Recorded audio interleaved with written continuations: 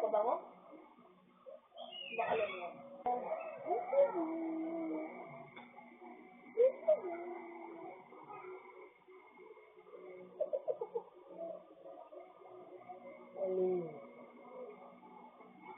Mami.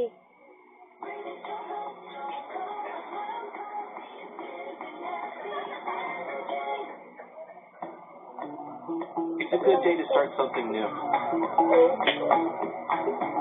To brush away gray in 5 easy minutes.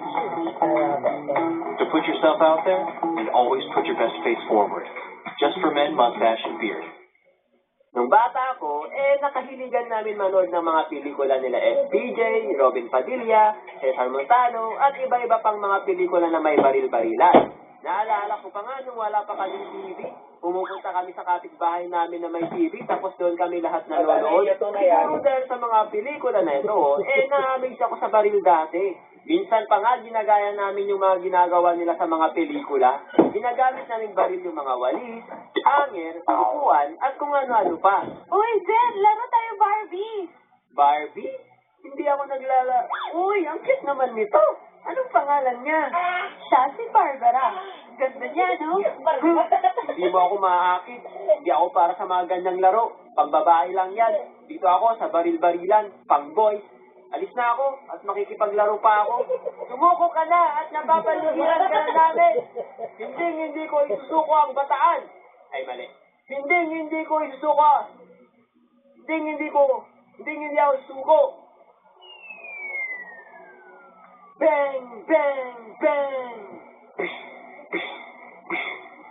Uy, tinamaan kita. Dapat patay ka na. Ha? Bakit ako? Hindi dapat namamatay ang bida.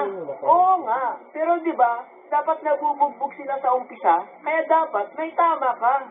O sige, ito na. May tama ako. Pero hindi niyo ako mapapatay. Dahil anak ako ni Cardo Dalinsay. Hanggang doon lang ang paglalaro namin ng baril-barilan hanggang sa nauso ang pellet gun. Uy, ano yan? Totoong baril ba yan? Hindi, pellet gun to. Parang totoo lang. Oo, magkano naman yan? Hindi ko alam. Pinabili ko lang sa mama ko to. Nasa 100 to 120 pesos ata. Patry nga. Ayoko nga, baka masira mo eh. Sus, damot naman ito. Sobrang saya ko noon nung lumabas yon at sobrang lungkot ko din kasi hindi ko afford yun. Dahil nga sa gustong-gusto ko magkaroon noon, nilakasan ko yung loob ko para makiusap sa parents ko kung pwede nila ako bilhan ng ganon.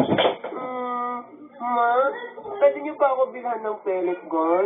Hay, ano tingin niyo sa akin? Tumatay ng pera? Sa unang attempt ay hindi nila ako binilhan. Pero patuloy pa rin ang aking pakiusap sa kanila na bilhan nila ako ng ganon.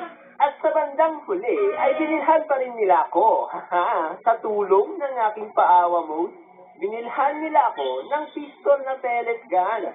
Sa wakas, may pellet gun na ako. I will cherish you, my boy.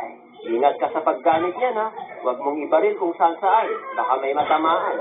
Sa sobrang excited ko, ginamit ko na kaagad siya. Kumuha ako ng mga plastic bottle para pag-practicean.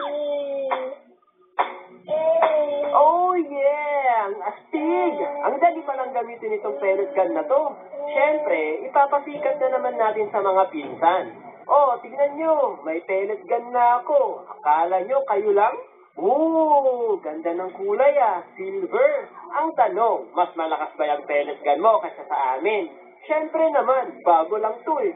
So, tinest nga namin kung alin sa mga pistol namin ang mas